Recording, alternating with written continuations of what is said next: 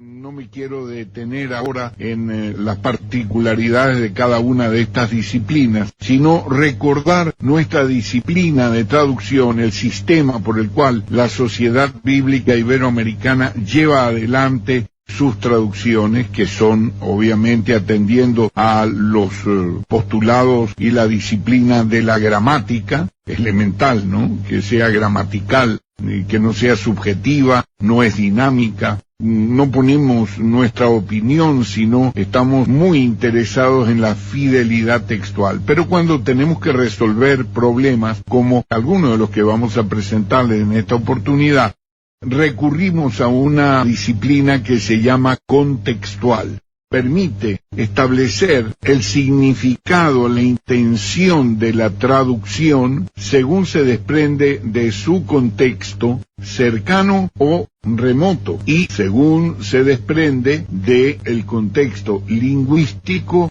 o teológico. En 2 de Pedro 1:20 dice que ninguna profecía de la Escritura produce su propia solución. El rectángulo color oscuro pues establece la profecía. Después tenemos un contexto cercano y también tenemos un contexto remoto.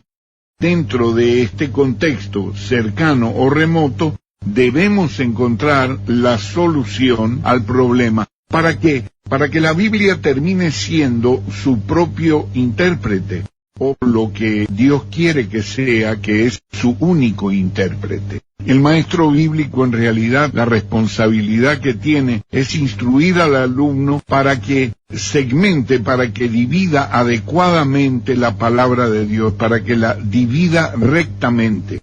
Entonces, en esta segmentación, en esta división, en esta aplicación de las profecías, encontramos pues la solución al problema. Y vamos a ver un poco el ejemplo de lo que trato de decir aquí en Génesis capítulo 4, versículo 7. En la versión Reina Valera o en cualquier otra versión en línea general, lo que dice es: si bien hicieres, no serás enaltecido, y si no hicieres bien, el pecado está a la puerta. Con todo esto, a ti será su deseo, y tú te enseñorearás de él.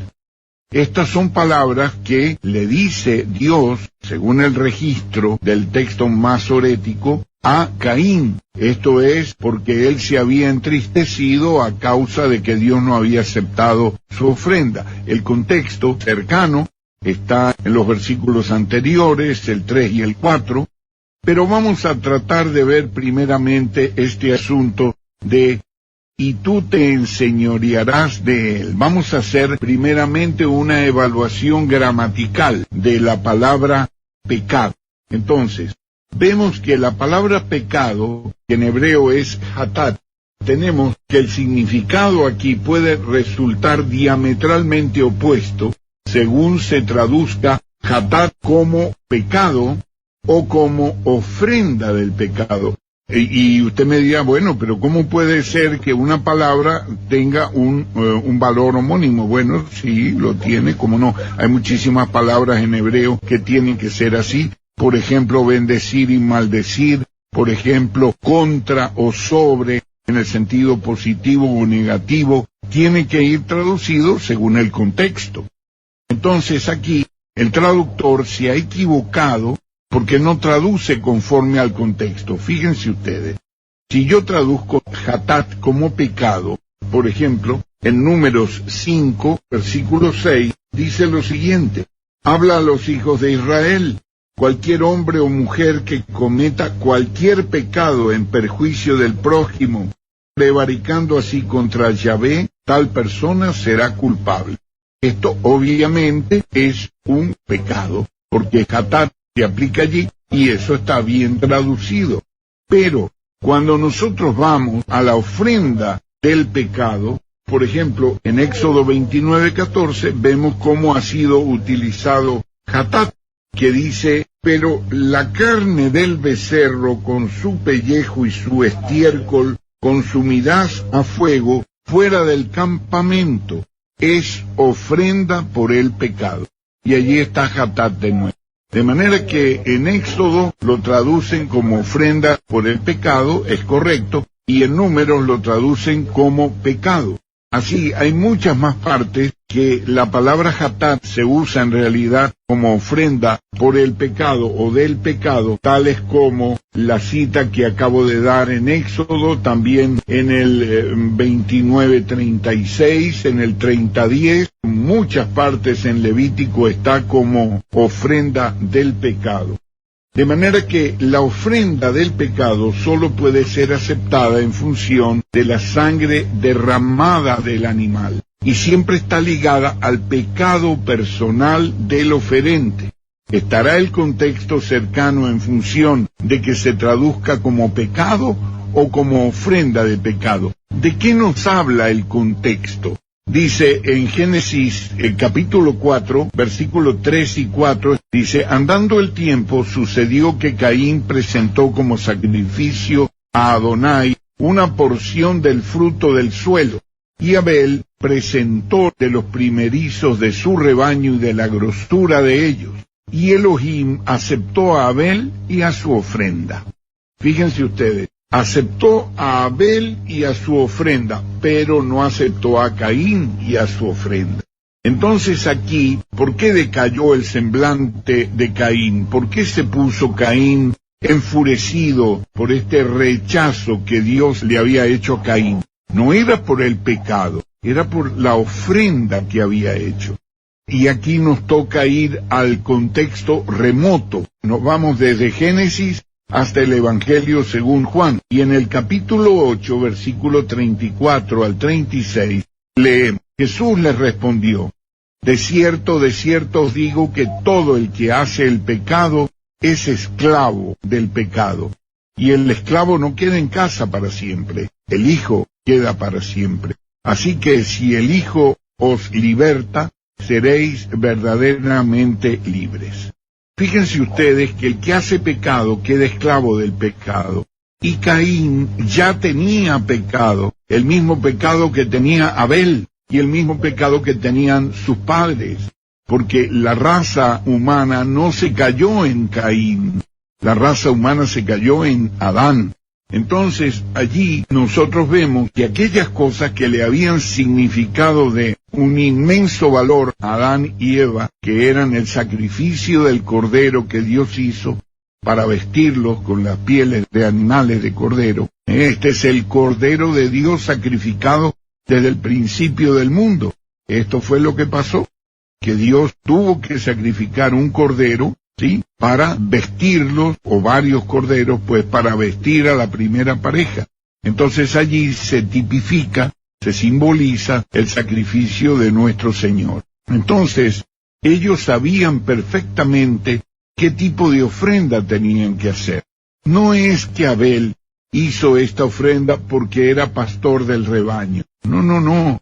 Hizo la ofrenda en función de la enseñanza que había recibido de sus padres. Y Caín debió hacer lo mismo, debió tomar un corderito y sacrificarlo como sustitución de sus pecados. Pero no lo hizo. Tuvo una idea. Quizá esto es el primer ejemplo de religiosidad, de un esfuerzo de salvación por obras. Bueno, el segundo. El primero seguramente fue el que se cubrieran Adán y Eva con las hojas de higuera para taparse el pecado, cosa que obviamente no lograron hacer. Fue necesario el sacrificio del cordero para taparles sus pecados. De manera tal de que lo que Dios está hablando aquí, obviamente, de hatat, tiene que traducirse como ofrenda del pecado o ofrenda por el pecado. Y entonces vemos que en la cuarta edición, lógicamente, de la Biblia textual, tiene que traducirse esto de la siguiente forma, que esto es algo inédito. Génesis 4:7. Si ofrendaras rectamente, ¿no serías acepto? He aquí la ofrenda por el pecado aún está a la puerta, anhelándote, y tú puedes beneficiarte de ella. Fíjense que aquí no es acechándote o al acecho, sino más bien que la ofrenda del pecado aún está allí esperando Por eso es totalmente distinto el versículo. Aquí se habla de una cuestión de 180 grados de diferencia. Estoy leyendo la nota que acompaña esta traducción y dice: la ofrenda solo puede ser aceptada en razón de la sangre derramada del animal, ligada al pecado personal del oferente. Abel obedeció. Esto que Abel obedeció lo leemos en Hebreos 11:4. Pero Caín, con pleno conocimiento de causa, en 4:7, presentó como ofrenda un regalo a Dios. Un regalo. Le dijo: toma el fruto de mi esfuerzo. La ofrenda por el pecado, o la ofrenda del pecado, no fue hecha de manera agradable a Dios, y Dios no la aceptó. Entonces el contexto, siempre referido a la ofrenda del pecado, no al pecado mismo, indica que esta palabra, a la que venimos hablando ahora de codicia o de acecho, el pecado está al acecho, resulta ser que en algunas partes el hebreo, como dije, tiene un doble significado, son homónimos, y esta palabra es la palabra hebrea teshuká, y entonces se debe entender en el sentido positivo, no negativo. Por eso la ofrenda por el pecado aún está a la puerta anhelándote, y tú puedes beneficiarte de ella, y tú puedes aventajarte, tú puedes tener ventaja de ello. Eso es lo que quiere decir. No que uno puede dominar el pecado. Es imposible que Dios le dijera a Caín que él podía dominar el pecado. El pecado no puede dominarlo nadie. El único que dominó el pecado y que lo mató en la cruz, mediante su propia muerte, fue el Hijo de Dios. Ningún hombre puede dominar el pecado. En toda la Biblia vemos que la única liberación del pecado es el nuevo nacimiento.